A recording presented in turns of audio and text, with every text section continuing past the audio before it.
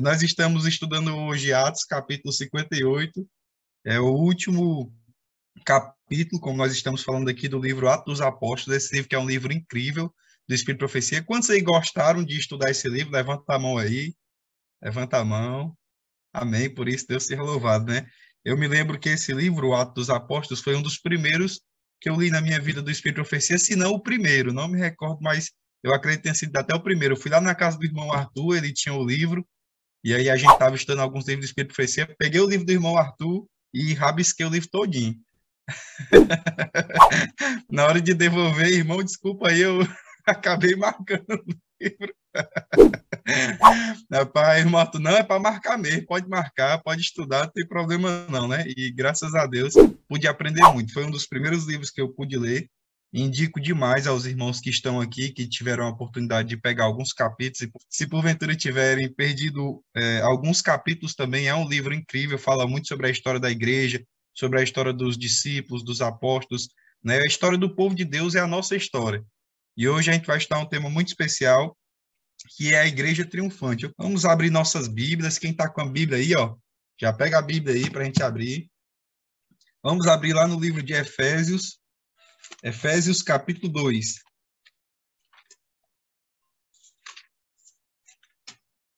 Efésios, depois de 2 Coríntios, Gálatas, aí vem Efésios, capítulo 2. Vamos dar uma olhadinha lá a partir do versículo 19.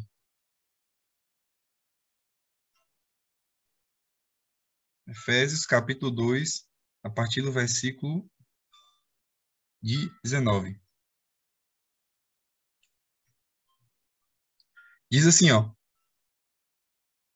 assim, já não sois estrangeiros e peregrinos, mas concidadão dos santos, e sois da família de Deus, edificados sobre o fundamento dos apóstolos e profetas, sendo ele mesmo, Cristo Jesus, a pedra angular, no qual todo edifício bem ajustado cresce para santuário dedicado ao Senhor, no qual também vós juntamente estáis sendo edificados para a habitação de Deus no Espírito.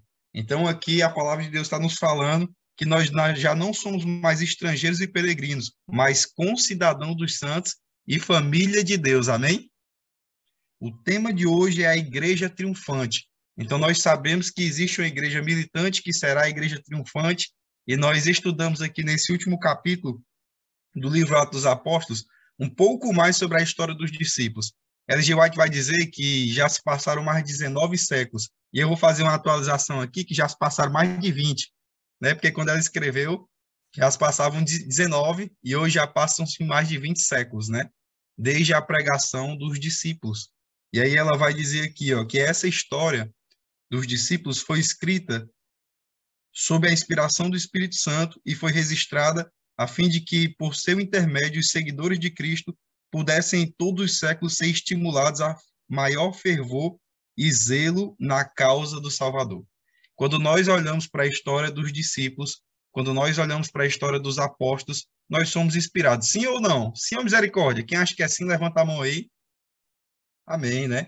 Ali, homens e mulheres de Deus, muito usados. Inclusive, uma das primeiras vezes que eu vi esse livro, Atos dos Apóstolos, já no finalzinho, no último capítulo, eu fiquei impressionado, porque eu não sabia. Mas aqui no Espírito de Profecia diz assim, ó: mediante a cooperação do Espírito Divino, os apóstolos fizeram uma obra que abalou o mundo. O evangelho foi levado a todas as nações numa única geração. Irmãos, aqueles homens eram cheios do Espírito Santo. Eram homens e mulheres tão sinceros que eles não pensavam na sua própria vida. Eles não tinham um foco maior a não ser pregar a pessoa de Jesus. É isso que esse capítulo vai dizer todinho. Aqueles homens e mulheres eram homens e mulheres de Deus, inspirados mesmo, que pregavam dia e noite incessante. Eram que sofriam perseguições, sofriam injúrias, falsas acusações. Imaginem aí. Hoje está muito fácil da gente pregar o evangelho. Hoje a gente abre uma sala no Zoom, hoje a gente abre uma sala no Google Meet, hoje a gente vai para a rádio, hoje a gente tem as nossas igrejas, os pequenos grupos, e aí por diante. E muito difícil acontece da gente ser perseguido como os discípulos eram perseguidos. Pelo menos aqui na nossa região, a gente é livre para poder pregar, por enquanto, a mensagem do Evangelho. Às vezes tem uma perseguição ou outra, alguém de uma outra denominação, alguém uma questão familiar, mas não como era com os discípulos. Imaginem agora, eles estavam pregando a Cristo e era um Cristo crucificado, que para eles, aqueles que eram pendurados no madeiro, como diz a Escritura, não era considerado maldito. Então, eles pregavam um Messias que havia sido amaldiçoado por ser pregado no madeiro. Eles pregavam, entre aspas, uma nova religião, o cristianismo. Pela primeira vez foram chamados cristãos, né?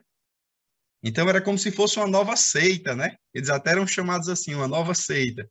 Então, imagina o desafio da igreja primitiva. Eles não tinham recursos necessários, eles faltavam recursos financeiros para poder avançar com a obra.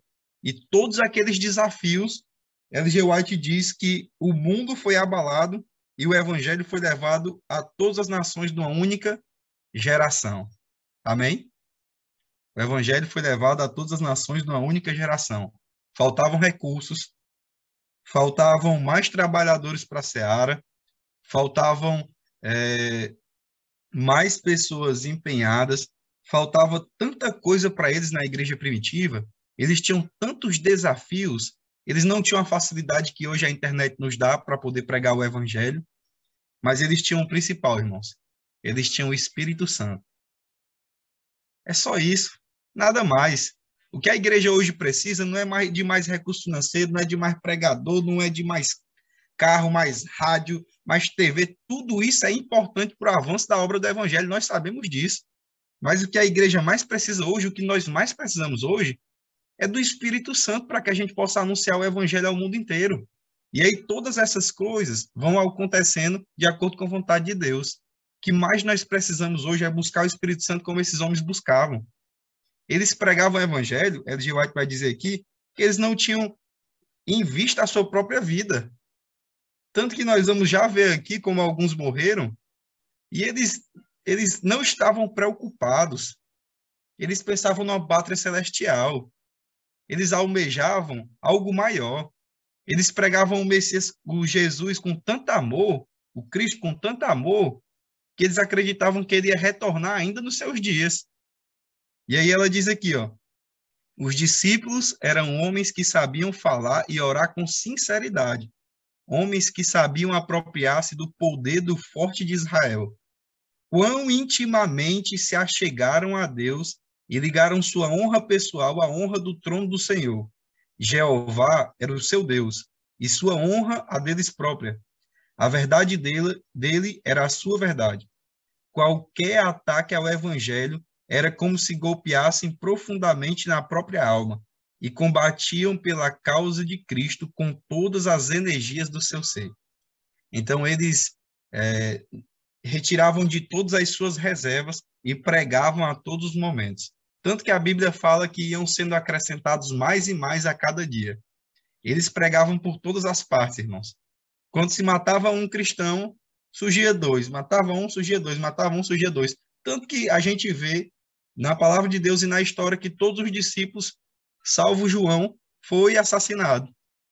Mas mesmo assim a igreja não parou, a igreja continuou avançando, porque surgiam, L.G. White vai dizer, surgiam discípulos ainda mais sinceros. E o povo de Deus surgindo ainda mais discípulos e discípulos ligados a Deus.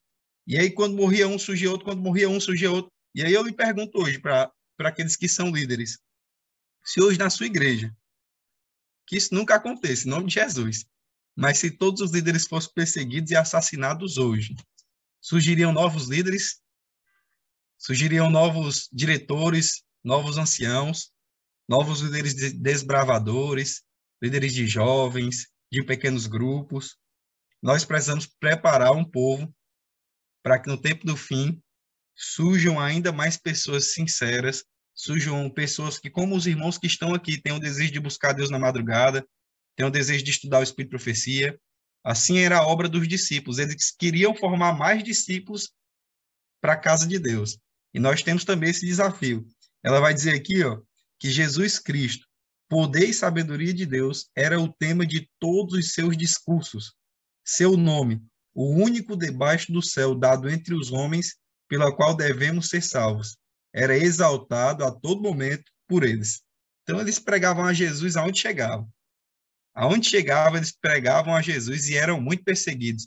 Isso nos lembra até uma situação que aconteceu, aqui está registrado no livro de Neemias. Vamos abrir lá no livro de Neemias? Quem tiver com a Bíblia aí, abre aí no livro de Neemias. Neemias, capítulo 4. Depois de Esdras, Neemias, capítulo 4.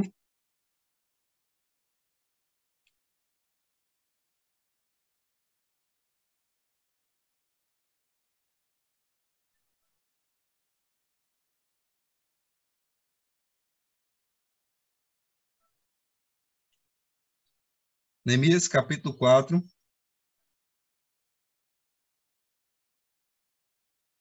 Olha aí o versículo 6. A partir do versículo 6, dá uma olhadinha aí. Diz assim, ó. Assim edificamos o muro, e todo o muro se fechou até a metade de sua altura.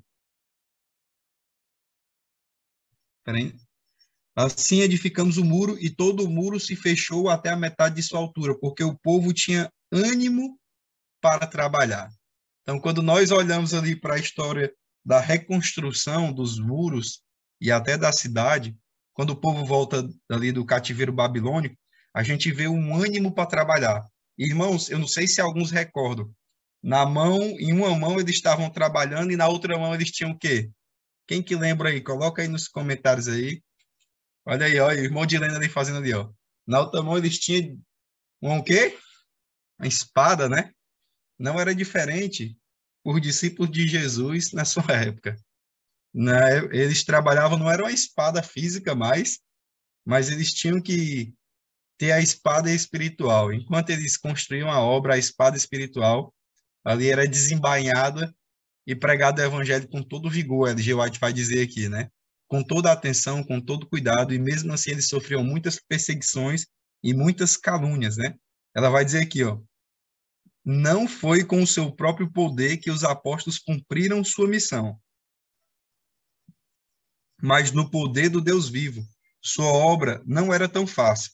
Os trabalhos iniciais da igreja cristã foram cercados de dificuldades e amarga aflição. Em sua obra, os discípulos encontravam constantes privações, calúnias e perseguições, mas não reputavam sua vida por preciosa e regozijavam-se em ser chamados a sofrer perseguições por Cristo. Então, mesmo a obra sofrendo calúnia, acusação, mesmo os irmãos, por muitas vezes sofrendo perseguições e perseguições até de morte, eles não se entristeciam. Aqui diz que eles se alegravam ao serem chamados e perseguidos pelo nome de Jesus. Olha aí, irmãos, como é difícil a gente se alegrar em meio a uma perseguição, em meio a uma aflição, em meio a uma provação. E mesmo assim, esses homens e mulheres de Deus sabiam o porquê que eles estavam sendo perseguidos, porque estavam pregando a verdade do evangelho. A gente sabe, irmãos, que nós estamos em meio a um grande conflito. E ou você está ao lado de Jesus e o seu exército, ou você está ao lado de Satanás e o seu exército. E quando nós se posicionamos ao lado de Jesus, nós somos fortemente atacados. Isso é verdade ou não é? Quem acredita aí, levanta a mão. Quando a gente se posiciona ao lado de Jesus, parece que as coisas começam a acontecer na nossa vida. Parece que algumas coisinhas começam a dar errado e outras começam a atacar e a gente fica, rapaz, o que está acontecendo?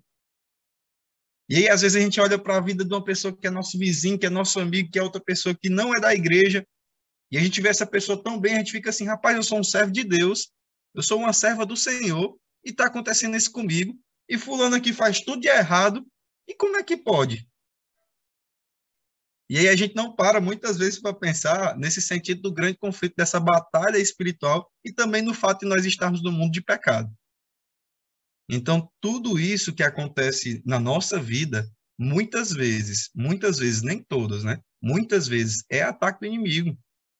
Por estar pregando o evangelho, o desejo do inimigo é fazer com que as nossas forças, elas se encerre de alguma maneira, porque ela sabe que se você, ó, seu irmão Antônio José, se disponibilizar a ser usado pelo Espírito Santo, se a irmã Júlia se disponibilizar a ser usada pelo Espírito Santo, se o irmão Oliveira se disponibilizar a ser usado pelo Espírito Santo, o inimigo sabe quantas pessoas, Deus usando vocês, podem ser alcançadas pelo Evangelho.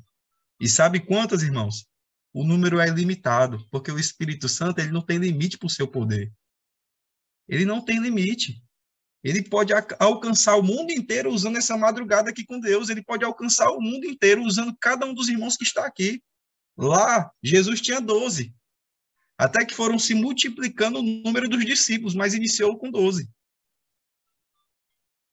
E hoje nós temos 22 milhões de adventistas no mundo, amém? Registrado pela igreja. Se com 12 eles abalaram o mundo, se com 12, em uma única geração, eles conseguiram pregar o evangelho, imagina com 22 milhões. Imagina Deus incendiando o coração desses homens e mulheres do Senhor. Quanto o evangelho não seria pregado rapidamente num piscar de olhos. E nós estamos hoje nas cenas finais da história dessa terra, nós sabemos disso, e L.G. White diz que nós temos uma grande responsabilidade, assim como tinha aqueles discípulos, né? Avançando aqui, se vocês puderem abrir lá no livro de Hebreus, capítulo 11,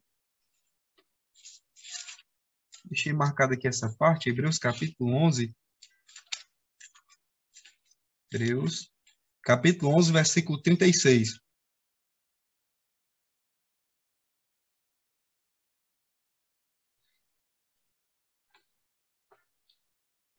L.G. White vai aplicar esses versículos aqui também aos discípulos, tanto na época de Jesus como ao longo dos séculos, tá? Diz assim, ó, capítulo 11, a partir do versículo 36. Outros, por sua vez, passaram pela prova de escárnios e açoites, sim, até de algemas e prisões. Foram apedrejados, provados, cerrados pelo meio, mortos a fio da espada.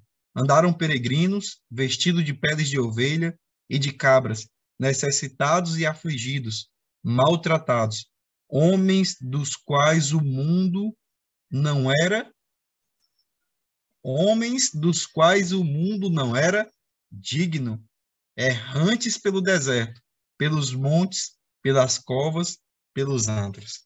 Então a gente vê, através da palavra de Deus, que ao longo dos séculos, desses mais de 20 séculos, né?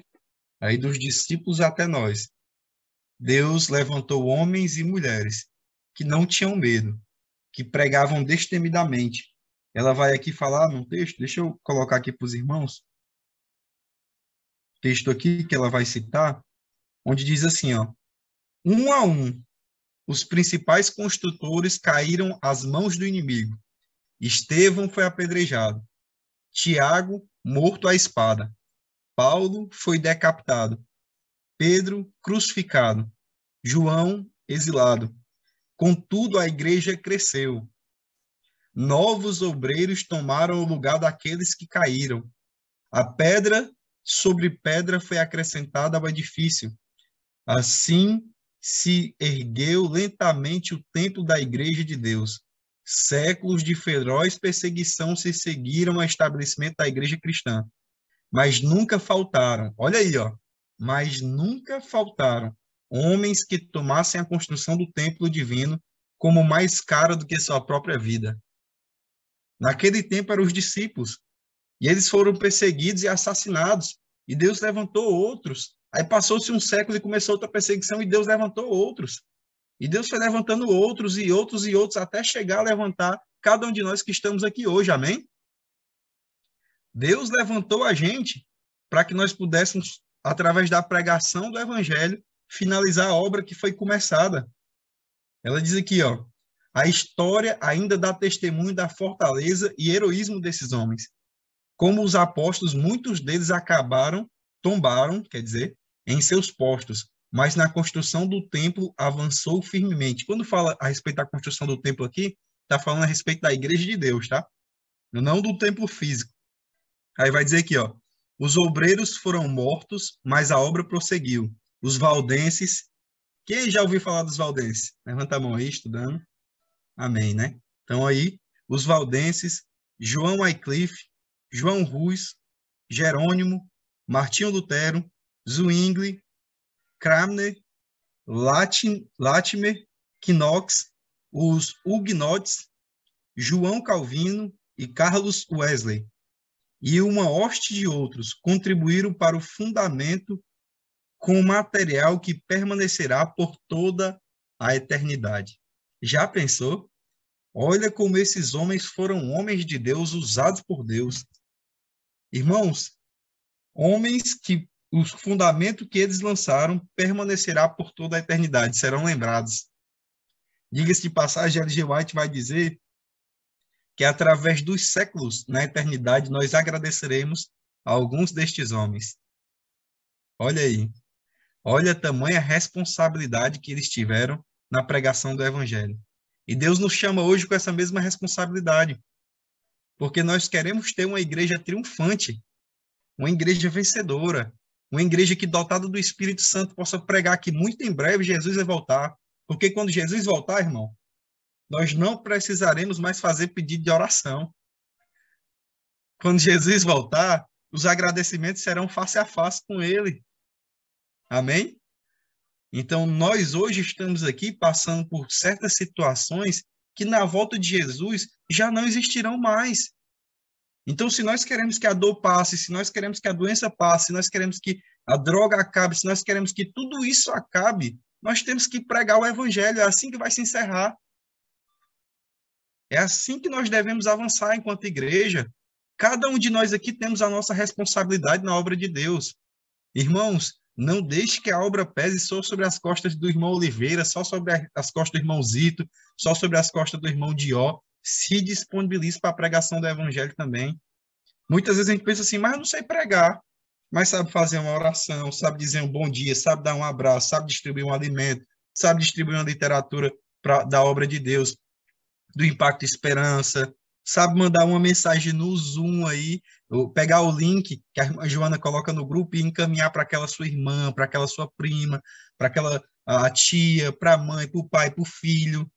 Irmão, manda todo dia, até o dia que ele vai se cansar e vai entrar. É assim mesmo. Esse é o nosso desafio, essa é a nossa luta. Muitas vezes, eu vi até, isso foi um pastor falando aqui já nos minutos finais, né, num treinamento que eu participei, ele dizendo assim, muitas vezes a gente quer alcançar as pessoas de fora e esquece dos de casa. Quantas vezes você já mandou o link da Madrugada com Deus para um parente seu? Aquele parente que você gosta de conversar.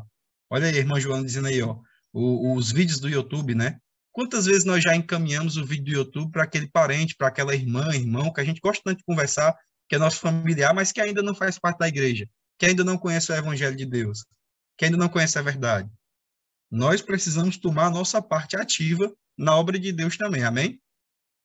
E aí aqui nas partes finais ela vai dizer assim, ó, através de todos os séculos que se passaram, desde os dias dos apóstolos, a construção do templo de Deus jamais cessou. Podemos olhar para os séculos que estão para trás e veremos as pedras vivas que é composto, brilhantes como jatos de luz em meio às trevas do erro e da superstição. Paulo e os outros apóstolos e todos os justos que viveram depois deles fizeram sua parte na edificação do templo, mas a estrutura ainda não está completa. Escuta aí, ó. A estrutura ainda não está completa. Nós que vivemos neste tempo temos um trabalho a fazer, uma parte a cumprir. Devemos levar para o fundamento material que resiste à prova do fogo, à prova de fogo. Então, nós devemos concluir a obra que se iniciou lá atrás. Através da pregação do Evangelho, nós devemos avançar para que o reino de Deus possa ser chegado na nossa vida e também na vida das pessoas que estão ao nosso redor. E aí, só para dividir aqui o último texto, ela diz assim, ó, falando agora a respeito dos momentos finais, ela diz assim, ó, lá os remidos saudarão os que conduziram ao Salvador, e todos se unirão no louvor aquele que morreu para que os seres humanos pudessem ter a vida que se mede com a vida de Deus. O conflito está terminado. As tribulações e lutas chegaram ao fim. Cânticos de vitória enchem todo o céu, enquanto os remidos entoam um jubiloso coro. Digno é o cordeiro que foi morto, e vive outra vez como triunfante vencedor. Nós terminaremos a história dessa terra pregando o evangelho, para podermos adorar aquele que vem sobre as nuvens do céu com poder e muita glória. Amém? Nós teremos o privilégio, irmãos, de, através da pregação do evangelho, um dia, no novo céu e nova terra, alguém olhar para a gente e agradecer. Dizer assim, olha, eu estou aqui primeiramente porque o Cordeiro de Deus se ofereceu em favor dos meus pecados, mas em segundo lugar, por você, que se disponibilizou, que não mediu esforços, que vinha dar o estudo bíblico aqui em casa mesmo sendo longe, que vinha aqui na minha casa mesmo sendo difícil, mesmo eu recusando, algumas vezes até fechando a porta, dizendo que não ia dar certo, e o irmão não desistiu. Olha, eu agradeço porque aquela mensagem que você mandou no WhatsApp, aquele vídeo, aquele link, eu fui assistir e senti tocada pelo Espírito Santo e no momento certo tomei a minha decisão. Todos nós precisamos tomar parte ativa na obra da pregação da verdade. Ela diz que o templo, se referindo à igreja e à pregação do evangelho, a obra que os discípulos e apóstolos fizeram foi uma obra muito bonita, mas ainda não está concluída. Nós precisamos agora concluir essa obra, irmãos. Fechar essa brecha. Anunciar que muito em breve nosso Senhor Jesus voltará, porque essa é a nossa maior esperança. Quantos dos que estão aqui gostariam de se comprometer com a obra de Deus? Não é comigo, não é com a madrugada com Deus, não é simplesmente com a sua igreja local, mas é com o próprio Deus da obra. Irmãos, não é fazer simplesmente pela obrigação, mas porque você ama aquele que muito em breve virá. E a gente precisa ter esse senso de urgência. Nós somos adventistas do sétimo dia porque nós acreditamos que muito em breve ele virá. Quantos daqueles que estão aqui gostariam de se comprometer com essa pregação do evangelho? Amém, Deus seja louvado. Assim, ainda com a mão levantada, vamos fazer uma oração para agradecer ao nosso Deus? Senhor Deus, grandioso e eterno Pai, o Senhor nos conhece no mais íntimo e profundo do nosso coração. O Senhor conhece cada irmão que está aqui, Pai. O Senhor conhece cada parte que nós temos talentos e dons que o Senhor nos concedeu. E nós queremos te pedir que o Senhor possa utilizá-los, Pai, o dom e o talento de cada um dos irmãos que estão aqui, para que o evangelho seja pregado. E o nosso Senhor Jesus volte sobre as nuvens do céu para nos buscar, Senhor Deus. Por favor, Pai, nos usa para concluir essa obra. Nossa maior necessidade hoje é do Espírito Santo. Perdoa as nossas multidões de pecados, as nossas falhas, às vezes que nós não tivemos compromisso ou comprometimento, às vezes que nós falhamos de alguma maneira, Pai. Mas transforma a nossa vida nesse exato momento e faz com que a gente seja homens e mulheres de Deus pregando a Tua mensagem, Pai. Que a gente possa, assim como os discípulos, pregar o Senhor Jesus todos os dias, através da nossa vida, através das palavras, através do testemunho, Pai. Algumas das pessoas que estão aqui passarão neste mês por evangelismo, Senhor Deus, como tivemos aí a oportunidade de escutar nos pedidos de oração e nos agradecimentos. Abençoa cada um desses evangelismos, Senhor Deus, para que possa impactar essas cidades, esses bairros, e mais pessoas sejam acrescentadas no reino de Deus, Pai. É o que nós te pedimos, e já te agradecemos que ao longo dessa semana nós possamos falar de Jesus e alcançar várias pessoas para a tua honra e tua glória. No nome santo do Senhor Jesus Cristo. Amém, Senhor Deus. Amém.